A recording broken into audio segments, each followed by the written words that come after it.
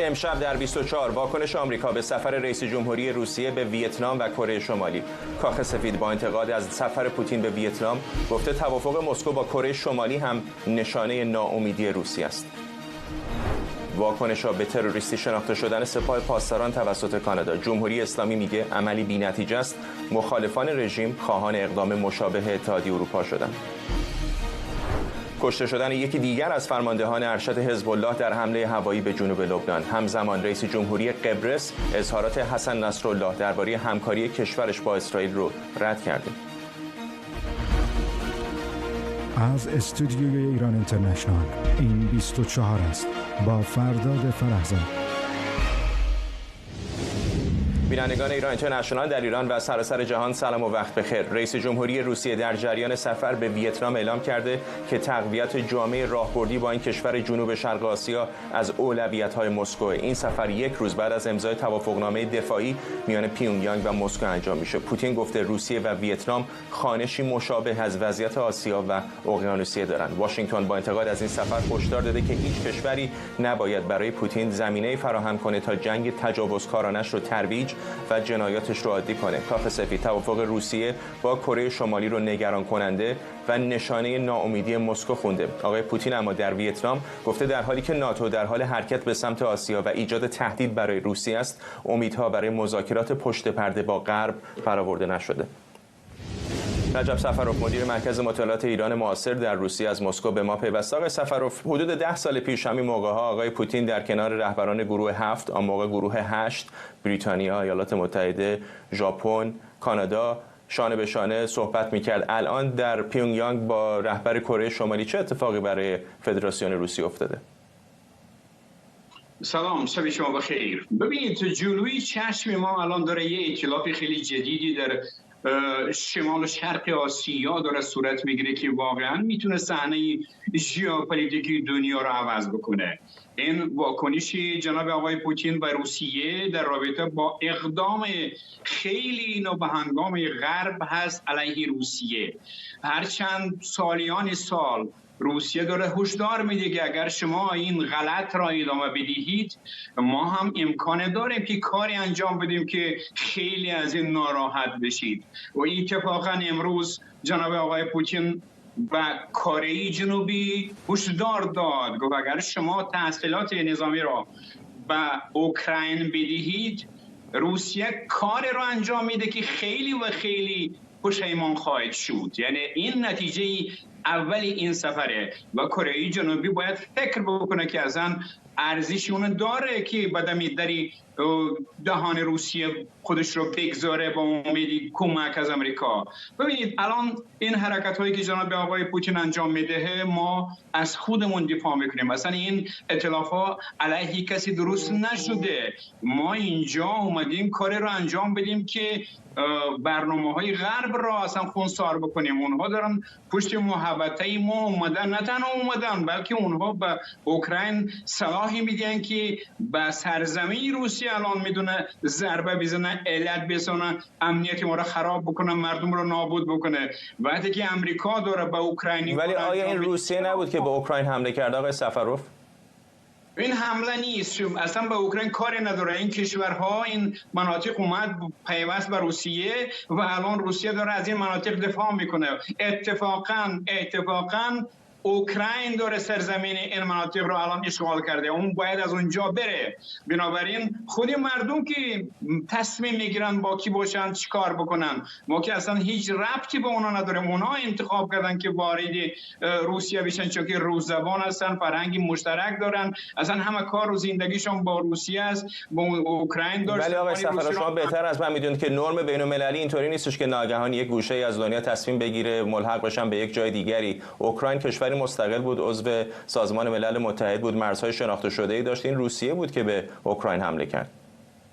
اصلا اوکراین هیچ استقلالیتی نداشت. از روز اول بازیچه دست امریکا شده بود. از دریچه اوکراین امریکا و غرب می‌خواست بیاد روسیه رو به زانو بدراره و فروپاشی روسیه رو هم تامین بکنه. 25 سال امریکا و یعنی شما کشوری به اسم اوکراین رو به رسمیت نمی‌شناسید؟ نه، ما میشناسیم ولی اصلا هیچ استقلالیتی نداره. خود جناب آقای زلنسکی دیگه استقلالیت رئیسی خودش رو از دست داده، ما چون که دیگر از نظر روسیه دیگر رئیس جمهوری اوکراین نیست و مرکزی حاکمیتمون نمیتونه باشه. بنابراین اگر امروز اوکراین این یعنی مشروعیت میده به روسیه برای حمله. خیلی ممکنه همین حرفو در مورد بلاروس بزنن که استقلال زیادی نداره و گوش به فرمان مسکو. آیا این توجیهی میکنه که کسی به بلاروس مثلا حمله کنه؟ نه بابا، در این سطح نیست که بلاروس که با ما حرکت ها و خیلی روابطی گسترده داره، ما که تقریبا یک ملت و یک کشور هستیم. ولی در موضوع اوکراین هم باید اینجوری باشه. ولی اونها همه را گذاشتن کنار، رفتن با سمت امریکا و غرب، از زبان روسی رو ممنوع کردن. چه اشکالی داره؟ کشورهای مستقل میتونن تصمیم بگیرن چه پیمانهایی ببندن دیگه، مگه اینطور نیست؟ ببینید 60%، 70% جمعیت اوکراین با زبان روسی صحبت میکرد. اونها خودشون بدون زبان روسی و فرهنگ روسی نمیدونستن تصور بکنن. شما چجوری میتونید بگید میتونه مدرسه ها را ببنده، زبان روس رو از گردش خارج بکنه؟ اونها دیگه اصلا میمونن بین زمین آسمان، حقوق اونها پایمال میشه. صحبت سری دیگه چیه؟ چرا آقای پوتین به این کشورها را و این ائتلاف رو داره درست بکنه؟ میگه که اگر شما این کمک را با اوکراین میدهید، من هم به سازمان ها و کشورهایی میدم که از دست شما دارن زیان دیدن، با شما دشمنن، اصلا برنامه‌های خودشون نمیتونن علیه شما داشته باشن. من یه نامه‌ای به جناب آقای پوتین نوشتم، گفتم که شما در رابطه با ایران خیلی برنامه خوبی میتونید داشته باشید، نه تنها در رابطه با ایران همکاری‌های نظامی و تسلیحاتی داشته باشید که در سطح خیلی بالا امنیت و توانمندی این کشور را بالا ببره، بلکه شما روسیه میتونه تسلیحات‌های هسته‌ای، تکنولوژی هسته‌ای خودش سلام میز را به ایران بده که سطح روش و توانمندی این کشور بالا بره. ببینیم بعد از این چی میشه اگر جناب آقای پوتین این پیشنهاد را بپذیره. اتفاقا خیلی کشورها دیگه خوابشون از دست میدهن، چون که کشور ایران میتونه حرف اول را در منطقه بزنه، در دنیای اسلام بزنه، اگر روی امکانات روسیه تکیه بکنه و روسیه هم حاضر باشه که به اون کمک بکنه. تا این زمان ما به هر حال نگاه میکردیم به غرب که اونها ناراحت نشن، منافع اونها رو به اینابت میگرفتیم. وقتی که اونها دارن از منافع ما خبری نیست، اونها دارن پایمال میکنن تمام این قراردادهای خودشون. ناتو اومده اصلا در ما داره صدا میزنه، ما دیگر امنیتمون از دست دادیم. باید یه حرکت بکنیم، تکان خودمون رو بدیم که از خودمون دفاع بکنیم. برای همینم در دنیا خیلی کوتاه اگر آقای سفروف بفرمایید، خارج از گرایش‌های سیاسی، میدونم که بالاخره شما طرفدار آقای پوتین هستید، اما به عنوان یک شهروند این کره خاکی واقعا نگران نیستید که اقداماتی که آقای پوتین داره انجام میده ممکنه جهان رو به آستانه یک جنگ تمام عیار جهانی بکشونه؟ آقای فرزاد، من شدیداً نگرانم. من خوابم رو از دست دادم. اصلا فکر میکنم که دنیا به سمت جنگ جهانی سوم میره، ولی مقصر این کار امریکا و اروپا است و سازمان ناتو است، نه روسیه. روسیه بیچاره ازم داره از خودش دفاع میکنه، استقلالی خودش داره حفظ میکنه. اونها اومدن بالای سر ما قرار گرفتن، اصلا نمیتونن، اجازه نمیدن که ما نفس بکشیم. بابا شما کجایید؟ شما باید به واقعیت ها نگاه بکنید. ما الان داریم و مسیری اون رفتیم که یک امکانات بیشتری داشته باشیم که اونها حداقل خودداری بکنن از این اقدامات دشمنانه خودشون. بنا اگر این کار انجام نشه، مطمئنا ما یا پاییز یا اول سال آینده به یک مرحله میرسیم که دیگه نمیتونیم عقب برگردیم و جنگ سوم جهان متاسفانه شروع میشه و این بدبختی کل بشریت دنیاست. از این خاطر من خیلی و خیلی نگرانم، نه از رفتار و سیاست‌های جناب آقای پوتین. اتفاقا جناب آقای پوتین میخواد که این کار نشه و به خاطر این دوره این صحنه‌چینی ها رو انجام میده که اونها یه خودی به خود بیان از آسمان به زمین بشینن و فکر بکنن که اونها هم امکاناتی هست که به سر اونها ضربه بزنه و جوابگوی سیاست‌های تحریک‌آمیز اونها باشه. ممنونم از شما رجب سفروف، مدیر مرکز مطالعات ایران معاصر در روسیه از مسکو. علی باقری کنی، سرپرست وزارت خارجه جمهوری اسلامی، تروریستی شناخته شدن سپاه پاسداران از سوی کانادا رو هدیه‌ای به اسرائیل خونده و گفته اقدام غیرقانونی کانادا تحرکی بد و ناقض قوانین حقوق بین‌الملل. اسرائیل کاتس وزیر خارجه اسرائیل هم با استقبال از این اقدام دولت کانادا سپاه رو بزرگترین سازمان تروریستی جهان خونده و بر ادامه تلاش‌ها برای تروریستی شناختن سپاه در سطح جهان تاکید کرده و خواستار پاسخگو کردن جمهوری اسلامی در ارتباط با جنایت‌هایی که مرتکب شده و تروریسمی که در خاورمیانه و جهان گسترش میده شد. مخالفان جمهوری اسلامی این اقدام رو دستاوردی برای جنبش دادخواهی و دموکراسی خواهی ایران خوندن و خواستار اقدام مشابه اتحادیه اروپا شدند. چهره‌ای از جمله نازنین بنیادی با قدردانی از دولت کانادا برای تروریستی شناختن سپاه ابراز امیدواری کردند بریتانیا، اتحادیه اروپا و استرالیا هم همین اقدام را انجام بدن. علی احساسی عضو حزب لیبرال از تورنتو و دامون گلریز تحلیلگر امور بین‌الملل و مدرس دانشگاه لاهه در همین زمینه با ما هستند. با آقای احساسی شروع می‌کنم. چقدر فکر می‌کنید که متحدان غربی کانادا در اروپا، در استرالیا ممکنه دست به اقدام مشابهی بزنند؟ عرضم به حضورتون همونجوری که میدونین جناب فرهزاد در مورد امور استرالیا سررشته به خصوصی ندارم، ولی بدون شک این بحث داغ خواهد شد که چرا استرالیا، چرا انگلیس و چرا کشورهای اروپایی اقدامی ضد سپاه نخواهند داشت. همونجوری که میدونین سپاه خطری هست برای مردم ایران، برای مردم اروپا و مردم آمریکای شمالی، ولی اگر بتونن همچین اقدامی کنن بدون شک برای امنیت کشورهای اروپایی هم تاثیرگذار خواهد بود. آقای گلریز، شما فکر میکنید چقدر میتونه راه رو هموار بکنه برای دولت‌های غربی دیگر؟ چون تا به حال بسیاری از بهانه‌های حقوقی می آوردند که اصلا این کار عملی نیست، به ضرر منافع ملی میتونه باشه. از جمله دولت بریتانیا اظهارات این چنینی داشت. حالا که کانادا هم مثل آمریکا اقدامی این چنینی کرده، چقدر راه رو باز میکنه برای کشورهای دیگر؟ درود بر شما آقای فرهزاد، آقای احساسی و بینندگان عزیز.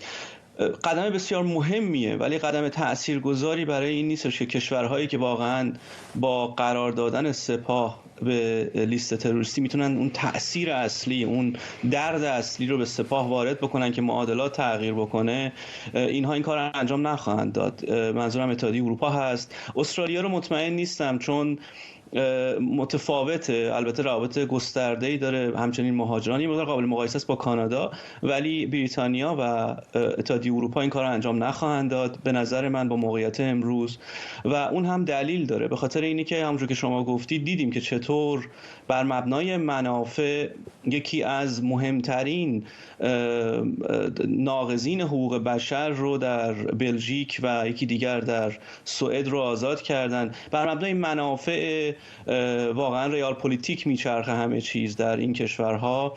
منافع اقتصادی خیلی گسترده‌ای هم ندارن. کانادا منافع اقتصادیش تقریبا قابل مقایسه است با منافع اقتصادی سال 2022 امریکا با ایران، یعنی حدود 200 میلیون. من معادلات داخلی، سیاست داخلی کانادا رو خیلی بهش آشنا نیستم، ولی تصور میکنم وقتی که آقای ترودو این رو توییت کرد به این منظور هستش که ازش بتونه منفعت و اون برد سیاسی داخلی رو هم ببره. حالا به چه شکلی هست من نمیدونم، ولی برگردم به پرسش شما، به گمان من ما راه طولانی داریم برای اینکه در اروپا و در بریتانیا و کشورهایی که واقعا دردناک میتونه باشه برای سپاه و تمام زیر مجموعه دولت در دولتی که در ایران تشکیل دادن، که اینها اون رو در لیست تروریستی قرار بدن. ولی یک نکته مثبت داره و اون هم این هستش که حداقل از نظر قانونی، از نظر حقوقی مشخصه که دیگه اروپا، خاطرتون میاد آقای بورل یک مقداری به تمسخر به ایرانیان میگفتش که ما این کار رو انجام نخواهیم داد و چون که به اندازه کافی دلایل و استدلال حقوقی نداریم. ولی خب این استدلال حقوقی الان بعد از امریکا ارائه شده و به نظر من از نظر سیاسی بزرگترین برد برای دونالد ترامپ خواهد بود این قرار دادن سپاه در لیست تروریستی. آقای احساسی، آقای گلریز کوتاه اشاره کرد به توییت نخست وزیر کانادا. خیلی ها انتقاد داشتن از حزب شما که این اقدام رو باید بیش از این و پیش از این انجام میداد. چقدر فکر میکنید که به خاطر دلایل سیاسی و رقابت‌های انتخاباتی به خصوص نگرانی از حزب محافظه‌کار بود که بالاخره حزب شما دست به چنین کاری زد؟ عرضم به حضورتون همونجوری که میدونین برای اینکه یک همچین اقدامی انجام بشه واقعا کارشناسان مختلف باید تشخیص بدن که سپاه خطری هست برای امنیت کانادا. و همونجور که میدونین ما شاهد اقدامات مختلفی بودیم در طی ماه‌های اخیر. به عنوان مثال چندین ماه پیش اعلام شد که جمهوری اسلامی سعی داشته که با سندیکاهای کریمینال کانادا در تماس باشه برای اینکه بتونن فعالیتی رو در امریکا انجام بدن. برای همین همونجوری که گفته میشه it's an evolving situation از لحاظ امنیتی و به یه جایی رسید که دولت کانادا ضروری دانست که همچین اقدامی رو بکنه. البته همونجوری که شما به درستی فرمودین الان چندین ساله که شخصیت‌های مختلف، صاحب نظران مختلف، کانون PS 752 و آدمای دیگه واقعا در این مسیر فعال بودن، ولی خوشحالم که بالاخره به نتیجه رسیدش. آقای گلریز، یکی از نگرانی‌ها برای تروریستی نامیدن سپاه پاسداران در قلمروهای مختلف قضایی اقدامات خصمانه احتمالی جمهوری اسلامی بود. چقدر فکر می‌کنید که الان کانادا ممکنه نگرانی‌های مشابهی داشته باشه و جمهوری اسلامی دست به اقداماتی بزنه در داخل خاک کانادا؟ خب نگرانی کانادا رو از این که خیلی سریع از شهروندان کانادایی خواست که از ایران خارج بشن میشه سنجید. نگرانی بعدی این هستش که جمهوری اسلامی قطعاً برای اینکه جلوگیری بکنه از اینکه تا اونجا که میتونه نوعی بازدارندگی به وجود بیاره، برای اینه که بقیه کشورهای غربی این کار رو انجام ندن، باید نوعی زهر چشم بگیره و در بحث گروگانگیری دیدیم که چطور جمهوری اسلامی در این کار ماهر شده و واقعا با کمترین هزینه هم میتونه خیلی راحت افرادی که حکم جلبشون صادر شده و در زندان هستند رو با معاملاتی آزاد بکنه و اینو به عنوان یک پیروزی نشون بده. از این جهت به نظر من این امکان وجود داره که بخواد زهر چشم بگیره، بحث بازدارندگی خودش رو بالا ببره، ولی این تصور که واقعا کانادایی که در واقع یک جای دیگه، قاره دیگه هست، از نظر امنیتی مشکل خواهد داشت، به نظر من غیر قابل تصوره. من اینو میتونم تصور بکنم که بعد از سالیان سال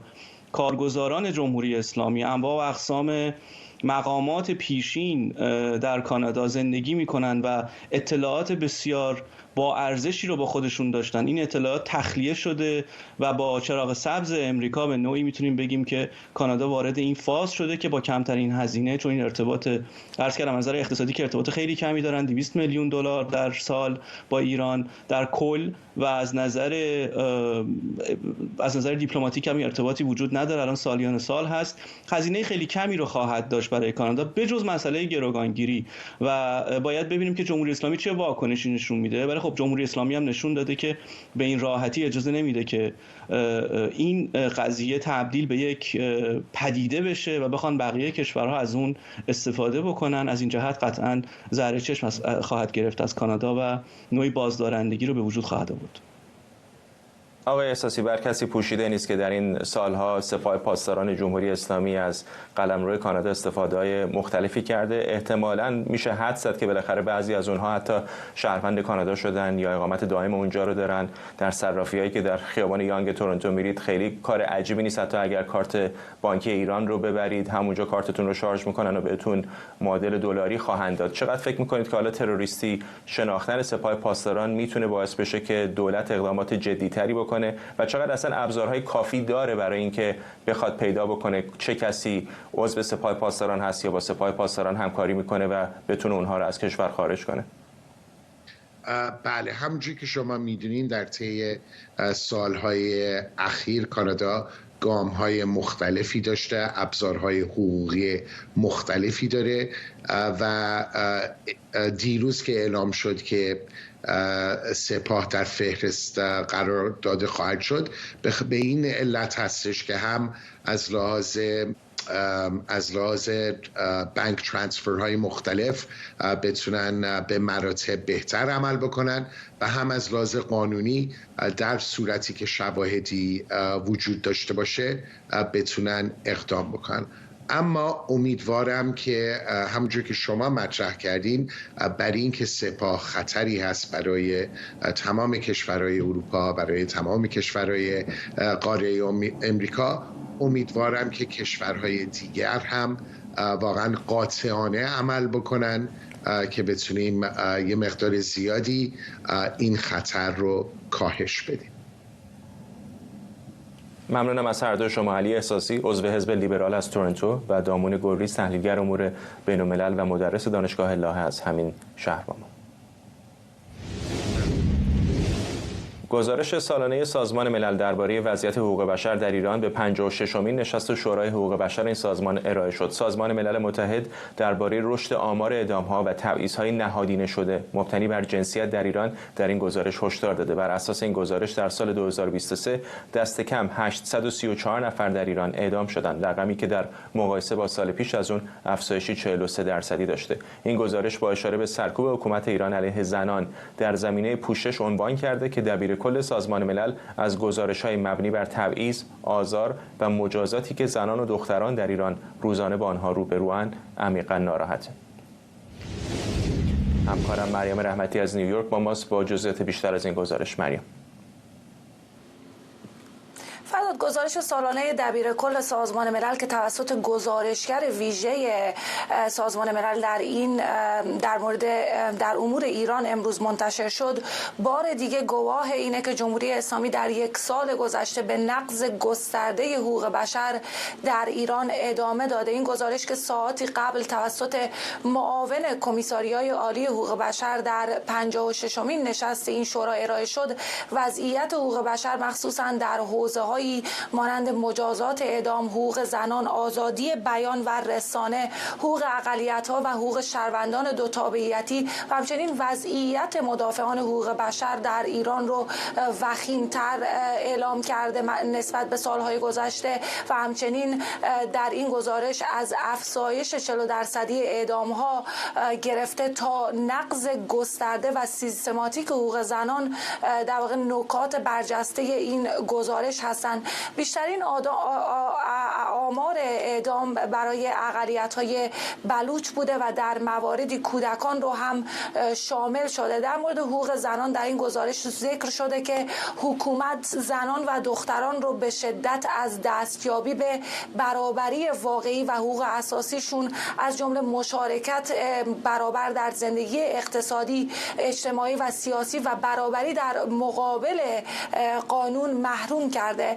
در همین حال در این گزارش 15 صفحه‌ای گفته شده که شورای حقوق بشر گزارش‌هایی رو دریافت کرده که جمهوری اسلامی زنان رو به مجازات‌های ظالمانه، غیر انسانی یا تحقیرآمیز واداشته و از حق آزادی تجمع مسالمت آمیز و آزادی تشکل و بیان محروم کرده. دبیرکل سازمان ملل در این گزارش درباره قانون حجاب و عفاف و فشاری که بر زنان و دختران از سوی حکومت جمهوری اسلامی وارد هست اظهار تأسف و نگرانی کرده و همچنین در این گزارش عنوان شده که مقام‌های جمهوری اسلامی به طرح اتهامات مرتبط با امنیت ملی و صدور احکام حبس طولانی مدت برای مدافعان حقوق بشر، روزنامه‌نگاران و هنرمندان ادامه دادند. گزارش به وضع بد و نامناسب زندان‌های جمهوری اسلامی هم اشاره کرده.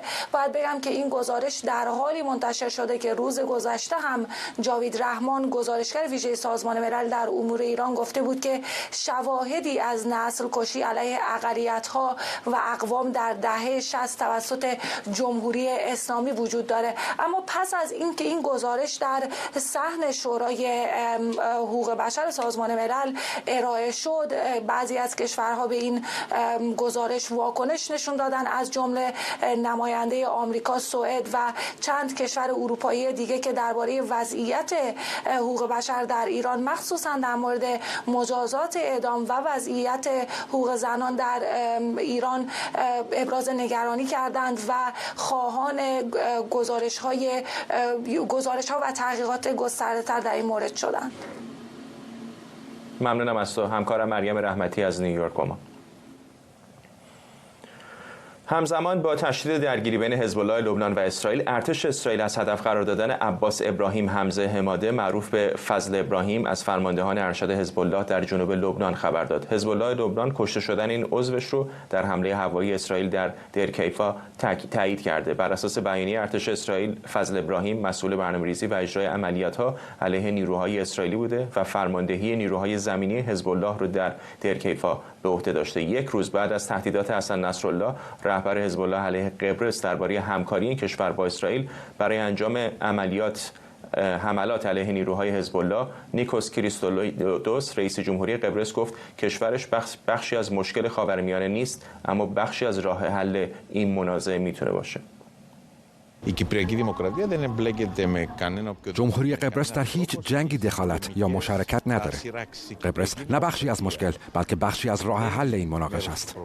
نقش ما برقراری کریدور دریایی بشردوستانه به مقصد غزه بوده که نه تنها توسط جهان عرب بلکه توسط جامعه جهانی هم به رسمیت شناخته شده.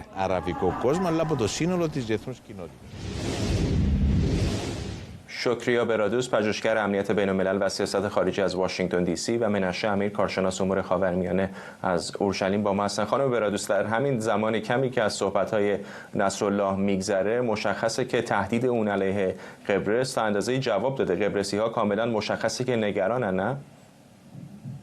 ببینید، من چند بار مهمون برنامه شما بودم و همیشه سوال بوده که آیا این تنش بالاست بین اسرائیل و حزب الله یا نه، جنگ صورت خواهد گرفت یا نشد. امروز اولین بار بشه بگم که تنش بسیار بالاست و احتمال جنگ بسیار بالاست و دلیلش نه تنها تهدیدی که نصرالله به قبرس داشته، تهدیدی که انجام داده بعد از پخش اون ویدیو 9 دقیقه‌ای که حزب الله نشون داده که چقدر تسلط اطلاعاتی داره یا میتونه چقدر خطرناک باشه برای امنیت اسرائیل در بندر حیفا، یا موضوعاتی که در مورد حمله قرار دادن کارخانه‌های دفاعی اسرائیل. اینجا برای اسرائیل یک موضوعی که نمیتونه بدون جنگ و بدون عقب راندن حزب الله از مرزهای خودش کنار بشینه و به هیچ نتیجه دیپلماتیکی نرسه. برای همین هم از احتمال جنگ بالاست. ولی در مورد موضوع سوال شما که آیا قبرس تسلیم فشار حسن نصرالله شده یا نه، به نظر من اینجا وقتی که حسن نصرالله از قبرس صحبت کرد، تقریبا تمام مطبوعات جهان و تمام تحلیلگرا رو دچار شوک کرد که اصلا یک کارتی رو بیرون آورد که انتظارش رو نداشتیم که چنین کارتی رو استفاده کنه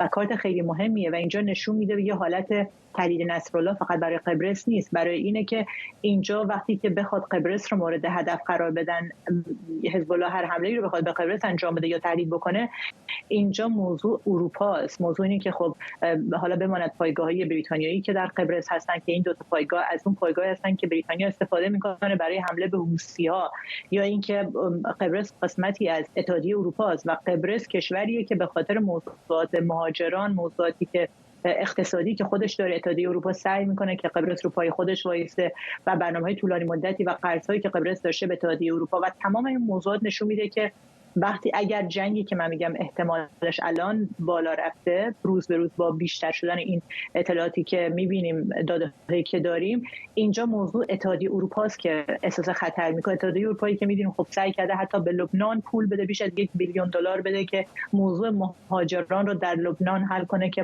معضل مهاجران برای قبرس به وجود نیاد و برای همین است که ما این نشون میده اگر جنگی شروع بشه بین اسرائیل و حزب الله، دامنه این جنگ احتمال اینکه اروپا رو هم بگیره بیشتر خواهد بود و نتیجه گیری من از این بحث اینه که این نشون میده که حزب الله که میدونه اسرائیل میخواد جنگو شروع کنه، با تهدید قبرس میخواد به اروپایی‌ها و آمریکایی‌ها پیام برسونه که جلوگیری کنه از اینکه اسرائیل بخواد جنگی رو شروع کنه. آقای امیر، فکر میکنم آخرین چیزی که الان اتحادیه اروپا در وسط این بحران‌های مختلف میخواد یک جنگ است در منطقه با یکی از کشورهای این اتحادیه، در این مورد خاص قبرس. چقدر فکر میکنید که احتمالاً اروپایی‌ها به خاطر همین نگرانی‌ها بر اسرائیل فشار بیشتری خواهند آورد که دست به ماشه نشه و حمله‌ای نکنه به لبنان؟ بله، شما کاملا درست میگید. یعنی این یک ترفند نصرالله که کشورهای اروپایی رو مورد تهدید و قرار بده که بر اسرائیل فشار بیارن که دست به حمله نزنه و جنگ تمام عیار به راه نیفته. چون مسلما اگر چنین جنگی بشه اسرائیل ناچار خواهد بود که سراسر خاک لبنان رو هدف قرار بده و در اسرع وقت سعی بکنه که حزب الله رو اونقدر ضعیف بکنه که تسلیم نخواهد شد ولی دست از جنگ برداره.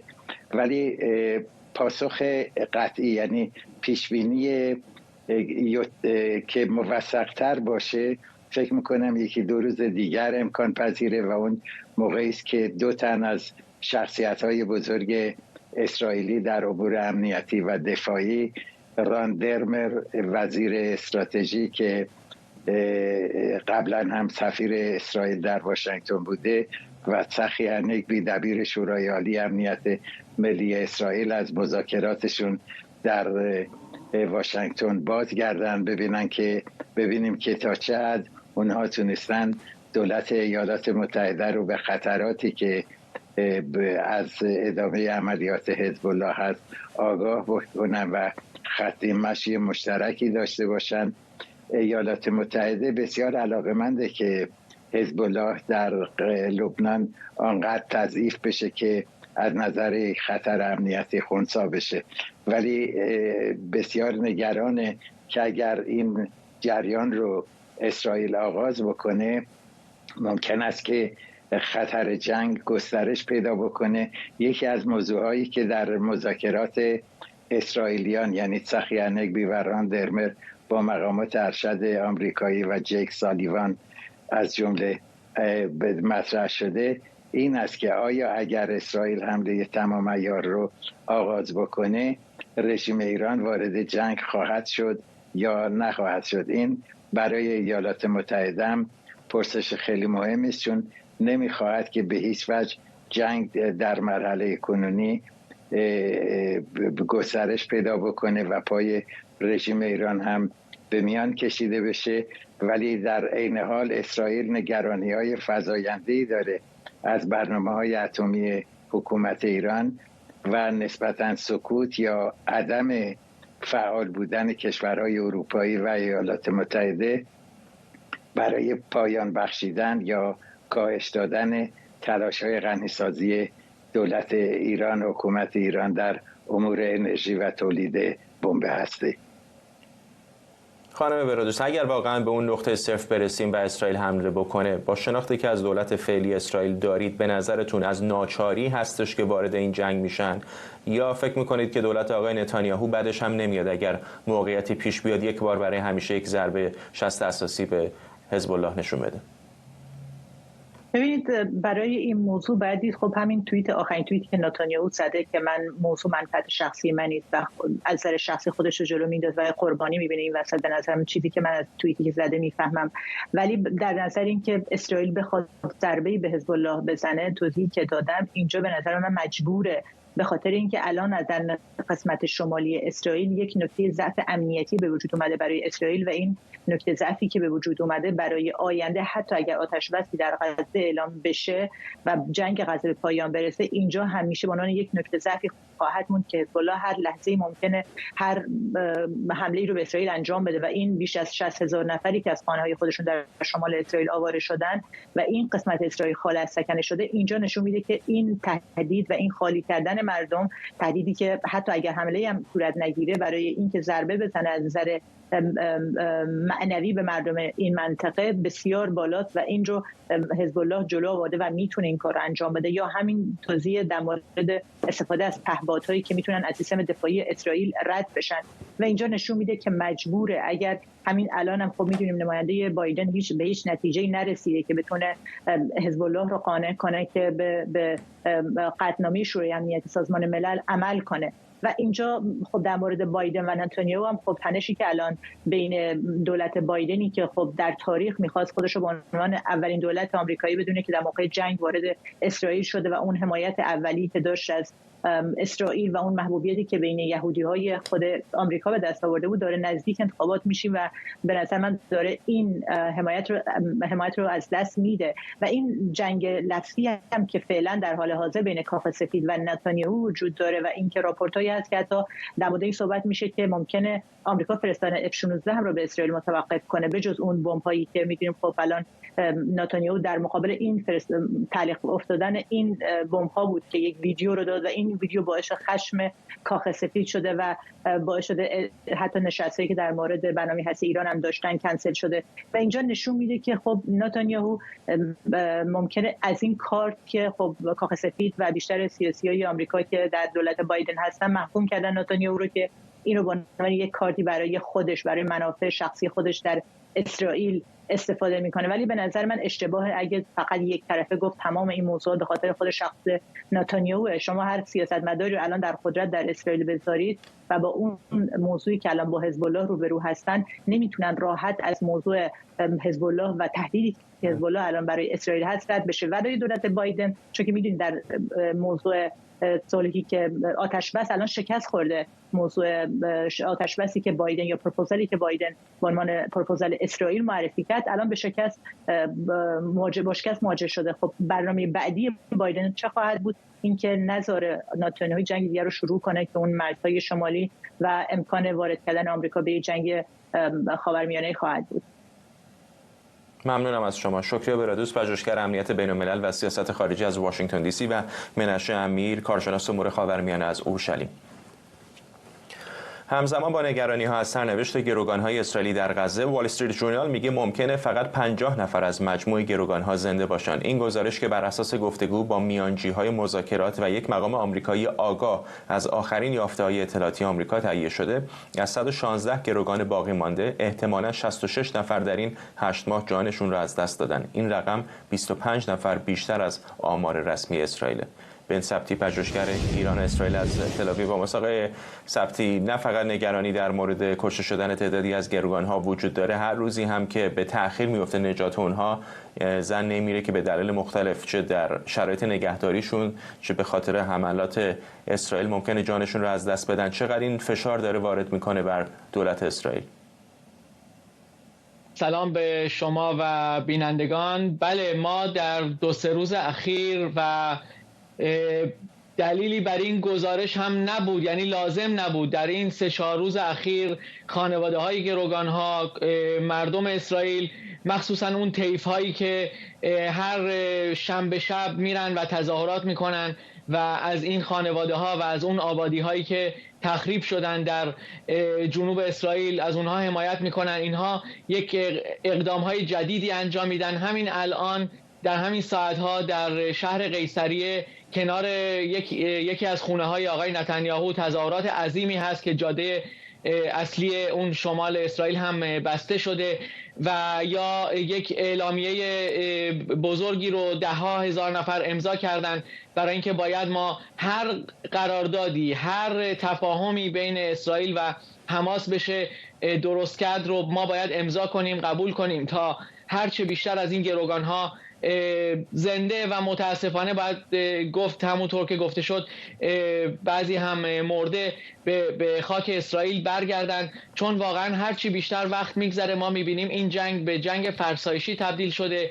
مسئله شمال، همینجور که شما در بحث قبلی داشتین به تفصیل حرف میزدین، مسئله شمال اومده داخل که میتونه باعث فراموشی این گروگان ها و جنگ جنوب بشه و باز یک حربه‌ای بشه برای کسانی که نفع میبرن از این فراموشی و این موضوع کنار بره. برای همین خانواده ها، اون اشخاص و طیف هایی که حمایت میکنن از آزادی گروگان ها، از بازگشت گروگان ها، حتی به قیمت اینکه حماس نابود نشه، حتی به قیمت اینکه فقط تضعیف بشه، جنگ رو الان به صورت هولد نگه دارن، بیان بیرون، به اون شرایط اونها تسلیم بشن میشه گفت، یا تقبل کنن و فعلا اونها رو بیارن بیرون و مثلا به قول آقای گانتز یا به قول آقای گالانت وزیر دفاع مسئله نابودی حماس رو بذارن برای مثلا فردای آزادی اونها. البته خب میدونیم حماس هم انقدر ساده نیست، اونها از نه فقط آمریکا، نه فقط از قطر، حتی از ترکیه، مصر، از چند کشور دیگه هم خواستن که ضمانت کنن که فردای اون روز اسرائیل به اونها دوباره حمله نکنه و جان فرمانده هاشون مخصوصا سینوار و یا در خارج به خطر نیفته. پس این کشمکش سر این گروگان‌ها متاسفانه مدت‌ها ادامه خواهد داشت. ممنونم از شما. بن سبتی، پژوهشگر ایران و اسرائیل از تل‌آویو.